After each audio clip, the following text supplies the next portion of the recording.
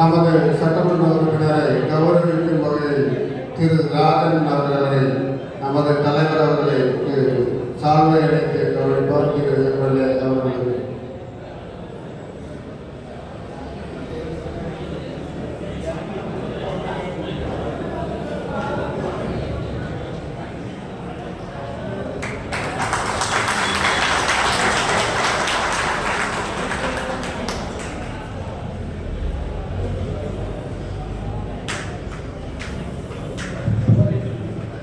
அடுத்ததாக திரு எம்எல்ஏ அவர்களுக்கு ஒரு நினைவு பரிசினை வழங்குவதற்காக நமது கௌரவ தலைவர் குட்டிப்பாக்கா அவர்களை மேடைக்கு வருமாறு கேட்டுக்கொள்கிறோம்.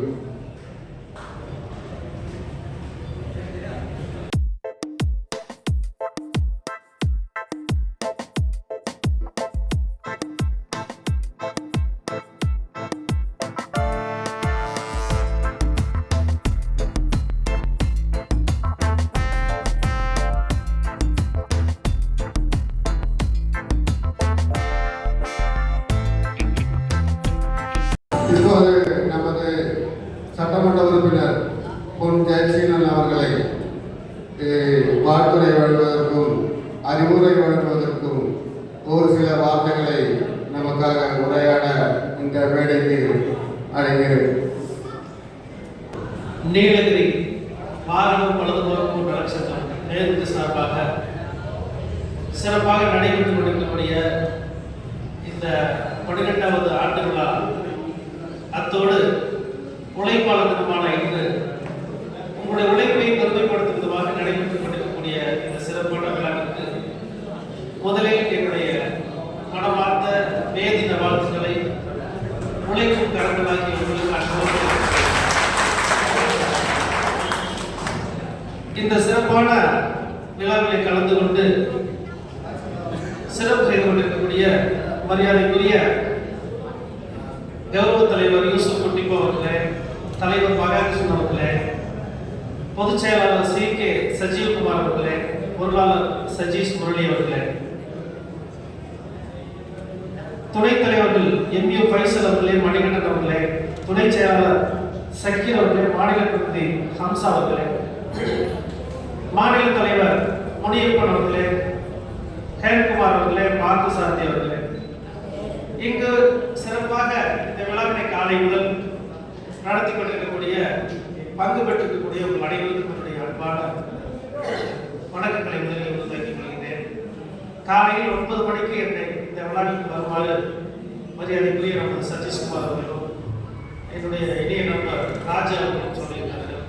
நானும் 8:45 தயாராக இருந்த காரணம் உங்களுக்கு எல்லாம் தெரியும். பல்வேறு நிகழ்ச்சிகளிலே கலந்து கொள்ள வேண்டிய ஒரு சூழல் இருக்கிறது. வேதினம் மட்டுமல்ல, இன்னும் 3-4 நிகழ்ச்சிகளை கலந்து கொள்ள வேண்டிய சூழல் இருந்ததால் காலையில் ஒரு 9:30 மணிக்கு வந்து இந்த குத்துவிளக்கு ஏற்றி வைத்துவிட்டு மீண்டும் வருவதாக நான் உறுதியளித்திருந்தேன்.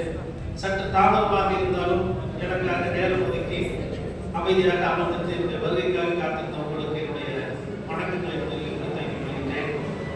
அன்புக்குரிய நண்பர்களே, முதலில் தமிழக சட்டமன்றத்திலேயே இதுவரை எந்த ஒரு சட்டமன்ற உறுப்பினரும் இந்த வாகன பழுதுபார்ப்பு என்று ஒவ்வொரு முறையிலும் நிலங்களை ஒதுக்கி கொடுத்து அவர்கள் சிறப்பாக தொழில் செய்வதற்கு ஒரு தொழிற்பேட்டை போன்று அமைத்துக் கொடுக்க வேண்டும் என்ற கோரிக்கையினை முதலிலே உங்களுடைய சட்டமன்ற உறுப்பினரை நான் தான் சட்டப்பேரவையில் எழுப்பினேன் என்ற தகவலை நான் தெரிவித்துக் கொள்ள கடமைப்பட்டிருக்கிறேன். காரணம், இந்த வாகன பழுதுபார்ப்பவர்கள் எல்லாம் ஆங்காங்கே கடையை வைத்து வாகனங்களை நிறுத்துவதால் அது வாகனங்களுக்கு இடையூறாக இருப்பது மட்டுமில்லாமல் அதிகப்படியான வாடகையை கொடுத்து வரக்கூடிய மிக குறைந்த வருமானத்தில் அவர்கள் வாடகையை கொடுத்து அதிகப்படியான செலவு செய்ய வேண்டியிருக்கின்ற காரணத்தினால் தமிழகத்திலே எல்லா இடங்களிலும் அரசு நிலங்களை கையகப்படுத்தி இந்த வாகன பழுதுபார்ப்பு என்று தொழிற்பேட்டையை உருவாக்கி அனைவருக்கும் கடைகளை அமைத்துக் கொடுக்க வேண்டும் என்று கோரிக்கையை நான் வைத்தேன். நிச்சயமாக இன்றைக்கு அந்த கோரிக்கை நிறைவேற்றப்பட முடியாத ஒரு சூழல் இருந்தாலும் எதிர்காலத்தில் உங்களுடைய அன்போடும் ஆதரவோடும் நல்ல வாய்ப்பு கிடைக்கும் போது கூடலூரில் அப்படி ஒரு சூழ்நிலையை உருவாக்குவேன் என்ற உறுதிமொழியை இன்றைக்கு உங்களுக்கு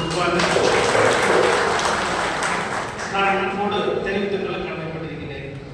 அன்பிற்குரிய நண்பர்களே, நீங்கள் மற்றவர்களுக்காக உழைப்பவர்கள், யாருடைய வாகனம் யார் எவர் என்று தெரியாமல் வருகின்ற வாகனம் எந்தெந்த ஊர்லயோ வர்றாங்க, டெல்லியில இருந்து வர்றாங்க, ஹைதராபாத்ல இருந்து வர்றாங்க, மைசூர்ல இருந்து வர்றாங்க, எங்கிருந்து வந்தாலும் சரி ஒரு வாகனம் சாலையிலே பழுதாகி நின்றால் அவர்களுக்கு முதல் உதவியாக நீங்கள் செய்கின்ற அந்த நல்ல காரியம் தான் அவர்கள் பாதுகாப்போடு அவருடைய இல்லங்களுக்கும் அவருடைய ஊர்களுக்கும் சென்று செல்வதற்கு காரணமாக அமைகிறது.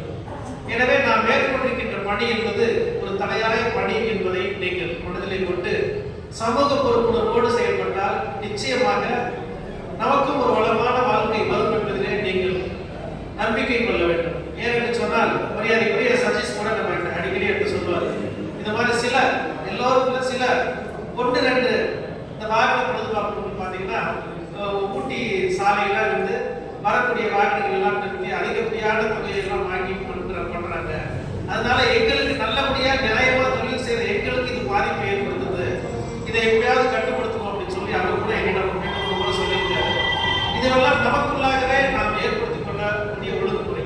இப்ப எந்த தொழிலை செய்தாலும் பாத்தீங்கன்னா நீங்க எந்த தொழிலை செய்தாலும் அதில் சிறப்பான பெயரை பெற முடியும். எப்படி நமக்கு இருக்கக்கூடிய சமூக பொறுப்புணர்வு, நம்மளோட வாகனத்தை பழுது பார்க்க ஒருத்தர் வர்றாருனாக்க நீங்க சொல்றதா ரேட்டு, அவசரமா ஒருத்தர் வெளியூர்ல இருந்து வருவது உங்களுடைய வாகனத்தை பழுது பார்க்க வேண்டிய உங்கள்கிட்ட வந்து நீங்க 1000 ரூபாய்க்கு உள்ளத 2000 ரூபாய் சொன்னாலும் 3000 ரூபாய் சொன்னாலும் உங்கள்கிட்ட சண்டை போட முடியாது. ஏன்னா நீங்க அவங்களுக்கு உதவி பண்ணிருக்கீங்க, அதை அவங்க கொடுத்துதான் ஆகும்.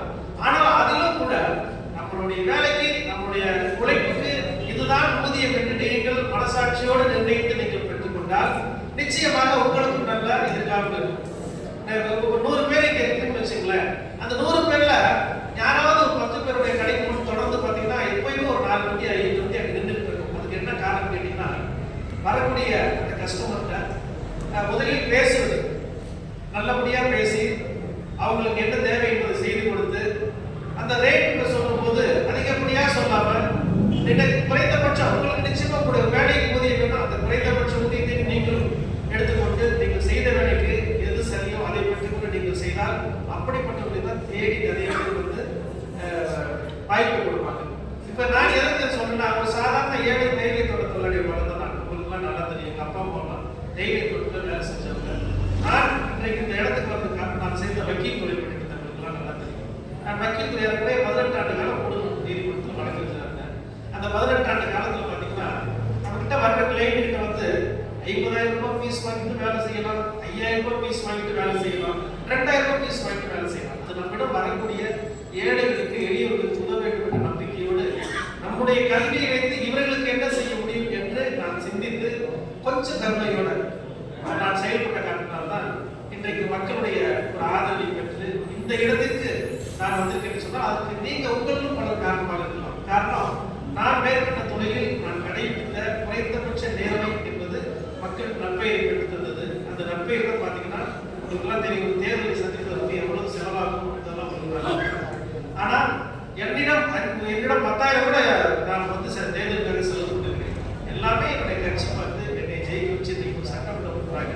உங்களுக்கு முன்னால் வந்து நீங்கள் வச்சுருந்தீங்கன்னா நான் மேற்கொண்ட இன்றைக்கு ஒரு அரசியல்வாதியாக நான் சட்டமன்ற நான் எந்த விழாவுக்கு போகணும்னு போகணும்னு சொன்னா யாரும் என்னை கட்டாயப்படுத்தி எனக்கு நீங்க கண்டிப்பா வந்துதான் சொல்லி என்னை யாரும் கட்டாயப்படுத்தி காலையில் இங்க வந்துட்டு ஏற்கனவே 3 மரண நிகழ்வு இருந்து குளம்புள்ளி உப்பட்டி இதெல்லாம் சுற்றி முடிச்சுட்டு நேரம் இங்க வரணும். ஏன்னா நமக்கு வாக்களித்த மக்களுக்கு நன்றி உள்ளவனாக நாம் இருக்க வேண்டும் என்ற எண்ணத்தோடு தான் இந்த விஷயங்கள்லாம் நாம் செய்திருக்கோம். எனவே நீங்களும் பொறுப்புணர்வோடு அர்ப்பணிப்புணர்வோடு உங்களுடைய வேலையை செய்தால் இந்த வெப்சாப் வேலை செஞ்சுட்டு நிறைய பேர் அமைச்சராக இருக்கிறாங்க, உயர்ந்த இடத்துல போயிருக்கிறாங்க. ஆனா எல்லாத்துக்கும் அந்த வாய்ப்பு அமையும். ஆனா எல்லாத்துக்கும் அமையாது. ஆனால் யாரோ ஒருவருக்கு அந்த வாய்ப்பு அமையும். அந்த யாரோ ஒருவருக்கு அந்த வாய்ப்பு அமைகின்ற போது உங்களை சேர்ந்த ஒருவருக்கு அந்த வாய்ப்பு அமையும் போது உங்களை எல்லாம் நல்லபடியா பார்த்து உங்களுக்கு தேவையானதெல்லாம் செய்து கொடுக்கிற ஒரு நல்ல சூழல் ஏற்படுகின்ற என்னுடைய சின்ன ஆலோசனை தன்னத்தில் சொல்லிக் கொண்டு அதே மாதிரி இன்னைக்கு நம்ம சஜஸ்ட் சொன்னாங்க இந்த குரூப் இன்சூரன்ஸ் மெடிக்கல் இன்சூரன்ஸ் எடுக்கணும்னு சொன்னாங்க. மொத்தமா நம்ம கூடலூர் பகுதியை பொறுத்தளவு பார்த்தீங்கன்னா கூடலூர் தாலுக்கா மந்தூர் தாலுக்கா பொறுத்தளவு ஏற்கனவே ஒரு 1000 பேர் இருப்பாங்க ஒரு சார் நடத்துறவங்க. குறைந்தபட்சம் 2000 பேர் சொல்றாங்க, குறைந்தபட்சம் ஒரு 1000 பேர் இருக்குன்னு வச்சுக்கலாம். நீங்க எல்லாமே என்ன பண்ணணும்னாக்க இந்த அமைப்பு சாரா தொழிலாளர்களுக்கு என்று நல்வதை செய்வதற்காக நமக்கு ஒரு அமைப்பு ஊட்டியில கவர்மெண்ட் ஆர்கனைசேஷன் இருக்குது. இந்த நம்ம என்ன பண்ணோம்னா, நமக்கு நிறைய பொருளாதாரத்திலேயோ நிறைய கஷ்டங்கள் வரும். நம்ம நிறைய பணத்தை பேங்க்ல போட்டுட்டு தினந்தோறும் எடுத்து செலவு பண்ணக்கூடிய குடும்ப சூழ்நிலை நமக்கு யாருமே கிடையாது. அன்றாடம் உடைந்து அன்றாடம் நம்முடைய குடும்பத்தை காப்பாற்ற வேண்டிய ஒரு இடத்துல வந்து நாம இருக்கோம். இதுல வந்து நீங்க ஒரு குறைந்த தொகையை சேமிப்பதற்கு கற்றுக்கொள்ள வேண்டும். அதே மாதிரி பாத்தீங்கன்னா இந்த குரூப் இன்சூரன்ஸ், மெடிக்கல் இன்சூரன்ஸ் இருக்குது. அதுல வந்து நீங்க 329 அப்புறம் 539 ரெண்டு வகையான தொகை இருக்குது. 5 லட்சம் ரூபாய், 10 லட்சம் ரூபாய். அந்த மாதிரி நீங்க தொடர்ந்து வருஷம் இதை வந்து ஒரு 600 ரூபாய் நீங்க வருஷத்துக்கு செலவு பண்ணீங்கன்னா உங்களுடைய குடும்பத்திற்கு ஒரு பாதுகாப்பு வரும். ஏன்னா நம்ம செய்யற வேலை இலகுவான வேலை கிடையாது. நம்ம இரும்பை பிடித்து வேலை செய்யணும். நாளைக்கு நமக்கு ஏதாவது அசம்பாவிதங்கள் நடந்து நம்ம கை கால் அடிபட்டு காயங்கள் விட்டு ஒரு மாசமா 2 மாசம் 3 மாசம் வீட்டுல நம்ம இருக்கக்கூடிய ஒரு சூழல் இருந்தாங்க. நம்ம யார் காப்பாற்றணும் தெரியாத ஒரு சூழல் இருக்கு. அப்படிப்பட்ட சொல்லி நமக்காக நம்ம எதையாவது செய்து வைத்துக் கொள்ள வேண்டும் எண்ணத்தோடு நீங்க வந்து இந்த குரூப் இன்சூரன்ஸ் வந்து நீங்க அதை வந்து 539 நீங்க ஒரு வருஷத்துக்கு போட்டீங்கன்னா ஏறக்குறைய 10 லட்சம் ரூபாய்க்கு உங்களுடைய லைஃப் கவரேஜ். ஏதாவது ஒரு சந்தர்ப்பம் ஏற்பட்டு நமக்கு உயிரிழப்பு ஏற்பட்டால் நம்முடைய குடும்பத்துக்கு 10 லட்சம் ரூபாய் கிடைக்கும். அதே மாதிரி ஒரு கண்ணு ஒரு கை போன பார்சியல் லாஸ் சொல்றாங்க, அப்படி போனா கூட 10 லட்சம் ரூபாய் கிடைக்கும். அதே மாதிரி நம்ம உடல் தொடர்ந்து நம்ம வேலை செய்யற அளவுக்கு நமக்கு ஏதாவது உடல் ஊனப்பட்டால் நமக்கு 10 லட்சம் ரூபாய் கிடைக்கும். அதே மாதிரி நம்மளுடைய கொஞ்சம் ஒரு அடிபட்டு ஒரு 10 வாரம் 20 வாரம் நமக்கு வந்து வேலைக்கு போக முடியல வச்சுக்கல, நமக்கு வாரம் நமக்கு வந்து அமௌண்ட் குறைந்தபட்சம் 5000 ரூபாய் கிடைக்கும். வாரத்துக்கு 5000 ரூபாய் வந்து நமக்கு இந்த குரூப் இன்சூரன்ஸ் மூலமா கிடைக்கும். எனவே அது மட்டும் இல்லாமல் நம்முடைய குழந்தைகளுடைய கல்விக்கு நல்ல மார்க் வாங்கினாங்க, நம்முடைய குழந்தைகளுடைய கல்விக்கு கூட அதே மாதிரி நமக்கு உதவி கிடைக்கும். எனவே தயவுசெய்து இந்த குரூப் இன்சூரன்ஸ்ல ஒரு 600 ரூபாய் நமக்காக, நாளைக்கு நமக்கு எதுவுமே இல்லை, யாருமே இல்லை, திடீர்னு நமக்கு உடல் நிலைச்சுன்னா ஒரு 50,000 ரூபாய் கேட்டாங்க கொடுக்கறதுக்கு யாருமே இல்லை. அப்படிப்பட்ட சூழல்ல இதை உங்களுக்கு ரொம்ப பெரிய யூஸ் பண்ணுங்க. அது மட்டும் இல்லாம நம்ம ஒர்க் ஷாப் மூலமா நீங்க பணம் சேமிச்சு அடிபட்ட காயப்பட்ட உடல் இல்லை அதெல்லாம் கொடுத்துட்டு ஒரு சிறப்பான பணியை வந்து செய்து நீங்க சொல்லி சஜஸ்ட் பண்ணிட்டு சொல்லியிருக்காரு. அதோட அடிஷனலா இதை நீங்க போட்டு வச்சுட்டீங்கன்னா உங்களுடைய குடும்பத்துக்கு பாதுகாப்பு. அதே மாதிரி பெண்கள் வந்து ஆட்டோ ஓட்டுறதுக்கு இந்த மாதிரி தொழில்கள்லாம் சேர்த்து பண்ணாங்க, அதை ஆட்டோ பண்ணுவோம். இந்த அமைப்பு சாரா சங்கத்துல நீங்க உங்களை குறிப்பிடலாம் சேர்ந்து உங்களுக்கு எதிர்காலத்தில் நல்ல விஷயங்கள் நடக்கும் சொல்றாங்க. தயவு செய்து அந்த இதில் வந்து நீங்க உறுப்பினராக சேர்ந்து கொள்ள வேண்டும். எனவே நீங்க என்ன பண்ணுறாங்க, ஒர்க் ஷாப் வச்சுட்டீங்கன்னாங்க, அந்த ஒர்க் ஷாப் வச்சுட்டீங்கன்னா அந்த ஒர்க் ஷாப் சம்பந்தமான documents, Aadhaar card, bank book இதெல்லாம் கொடுத்தீங்கன்னா அமைப்பு சாரா ஓட்டு சங்கத்தில் நீங்க வந்து மெம்பரா சேர்ந்துக்கலாம். அப்படி மெம்பரா சேர்க்கிற பொழுது இதே மாதிரி அரசு நடத்தப்படுது. இதுல இத்தனை பேர் தான் சேரணும்லாம் கிடையாது. நீங்க ஒர்க் ஷாப் வச்சிருக்கீங்க, அதுக்கான சர்டிபிகேட் வச்சிருக்கீங்க, அதே மாதிரி பேங்க் புக் இருக்கு, ஆதார் புக் இருக்கு, ரேஷன் கார்டு இருக்கு, 4 டாக்குமெண்ட் இருந்தாலே உங்களை நீங்க அமைப்பு சாரா சங்கத்துல ஊட்டில அலுவலகம் இயங்குது. அங்க சேர்க்கும் போது பாத்தீங்கன்னா இந்த மாதிரி ஏதாவது அவசர காலத்துக்கு வந்து நமக்கு 1 லட்சம் ரூபாய் ஒரு இன்சூரன்ஸ் அமௌண்ட் கிடைக்கும். அதே மாதிரி நம்ம உடல் உணவு ஏற்பட்டால் அதுக்கு இன்சூரன்ஸ் கிடைக்கும். நம்மளுடைய பிள்ளைகளுக்கு வந்து ஒரு 1000 முதல் 6000 ரூபாய் வரை கல்வி உதவி தொகை கிடைக்கும். இந்த மாதிரி நிறைய ஸ்கீம் நமக்கு இருக்குது. இதெல்லாம் நீங்க பயன்படுத்திக்கணும். இதை உங்களால வந்து நேரம் ஒதுக்கி உங்களால செய்யறதுக்கான சூழ்நிலை சொன்னாங்கன்னா நீங்க எல்லாம் நான் சொன்ன டாக்குமெண்ட்ஸ் எல்லாம் கொண்டு வந்து நம்முடைய சட்டமன்றத்துக்கு நடவடிக்கை மேலதான் இருக்கு. ஜூன் 4ஆம் தேதி மேல அதை திறந்துருவாங்க. உங்களுக்கு வந்து அதுக்காக நேரம் ஒதுக்கி அதையெல்லாம் செய்ய முடியுமாங்க. இந்த ஆவணங்கள் கூட நீங்க கொண்டாந்து நம்ம ஆபீஸ்ல கொடுத்துட்டீங்கன்னா நீங்களாம் கலெக்ட் பண்ணி நான் சொன்ன டாக்குமெண்ட்ஸ் எல்லாம் வச்சு கொடுத்துட்டீங்கன்னா நானே தனியாக ஆபீஸ்ல ஒரு ஆள் எல்லாம் அந்த சங்கத்துல அந்த அமைப்பு சாரா நிச்சயமா நான் வந்து உங்களோட நானும் அந்த வேலையை செய்யலாம் அப்படின்ற ஒரு நல்ல செய்தியை சொல்லி ரொம்ப நேரம் வெயிட் பண்ணிட்டு இருக்கீங்க. நீங்க மட்டும் வெயிட் பண்ணல, மேல ஆட்டோ ஓட்டு சங்கத்திலையும் ஃபங்க்ஷன் நடத்திட்டு இருக்காங்க, அவங்களும் எனக்காக வெயிட் பண்ணிட்டு இருக்காங்க. அங்கேயும் ஒரு 5 நிமிஷம் பேசணும். எனவே இவ்வளவு நேரம் சிறப்பாக இந்த விழாவை நடத்தி சமூக பொறுப்புகளோடு மற்றவர்களுக்கு நல்லது செய்கிற எண்ணத்தோட மற்றவர்களுக்கு நல்லது செய்யக்கூடிய தொழிலை செய்து கொண்டிருக்கக்கூடிய நீங்கள் இந்த பேதின நல்லாளில் நீங்கள்லாம் சிறப்பான வளமான அமைதியான எதிர்காலத்தை பெற வேண்டும் என்று உங்களெல்லாம் வாழ்த்தி பேதின வாழ்த்துக்களை உங்களுக்கு அன்போடு தெரிவித்துக் கொண்டு நிச்சயமாக நான் சொன்ன ஒரு விஷயம் உங்களுக்கு நல்லா ஞாபகம் நினைக்கிறேன். இன்றைக்கு நான் ஒரு சட்டமன்ற உறுப்பினராக எதிர்கட்சியுடைய சட்டமன்ற உறுப்பினராக இருக்கிறேன். எதிர்காலத்தில் இறைவனும் உங்களுடைய ஆசைகளுக்கு கிடைத்து இதை விட நல்ல உயர்ந்த நிலையில் பொழுது கண்டிப்பாக நான் உங்களுக்கு கொடுத்த உறுதிமொழியை நிறைவேற்றுவேன் என்ற உறுதிமொழியை மீண்டும் நல்ல வாய்ப்புக்கு നാട്ടുകാർക്ക് നന്ദി നൽകി ഞങ്ങളുടെ ഇളയ സ്വീകരണം സ്വീകരിച്ചു വന്ന ഞങ്ങളുടെ MLA 9:30 മണിക്ക് വന്ന് ദീപം കൊളുത്തി കൊളപ്പള്ളിയിൽ പോയി 2 മരണം അറ്റൻഡ് ചെയ്തു വന്ന് ഇപ്പോൾ വീണ്ടും നമ്മുടെ ഈ പരിപാടിയിൽ പങ്കെടുത്തു. ഇതാണ് നമ്മുടെ MLA, ഇതായിരിക്കണം നമ്മുടെ MLA, ഇതാണ് നമ്മുടെ നാട്ടിൽ MLA. ഈ കൂടുതലൂരിൽ ആദ്യം തന്നെ ഏറ്റവും നല്ല MLA, രാഷ്ട്രീയമില്ല, മതമില്ല, ജാതിയില്ലാതെ എല്ലാ സ്ഥലത്തും എത്തിപ്പെട്ട് എല്ലാവരെയും നമ്മളിൽ ഒരാളായി നമ്മളോടൊപ്പം നിന്ന MLA, നമ്മളുടെ എല്ലാ കാര്യത്തിലും പങ്കാളിയാവുന്ന MLA, ഇതാവണം MLA. ഈ MLA നമ്മുടെ നാടിന് തന്ന ഏറ്റവും വലിയ സമ്പത്താണ്. ഇനിയും വരും കാലങ്ങളിൽ നമ്മുടെ MLA ആയിരിക്കട്ടെ. വരും കാലങ്ങളിൽ ഇതിലും ഉപരിയായി വലിയ ഭൂരിപക്ഷത്തോടെ നമ്മുടെ MLA നമ്മുടെ നിലവിലേക്ക് വരട്ടെ എന്ന് പ്രാർത്ഥിച്ചുകൊണ്ട്, ഇത് രാഷ്ട്രീയമല്ല, നമ്മൾക്ക് കിട്ടിയ സ്വത്താണ് നമ്മുടെ MLA എന്ന് പറഞ്ഞുകൊണ്ട് ഈ പരിപാടിയിലേക്ക് എത്തിപ്പെട്ട ഞങ്ങളുടെ MLAക്ക് ഞങ്ങളുടെ കമ്മിറ്റി വകയും ഞങ്ങളുടെ അസോസിയേറ്റ് വകയും 1000 നന്ദി അർപ്പിക്കുന്നു. നമസ്കാരം.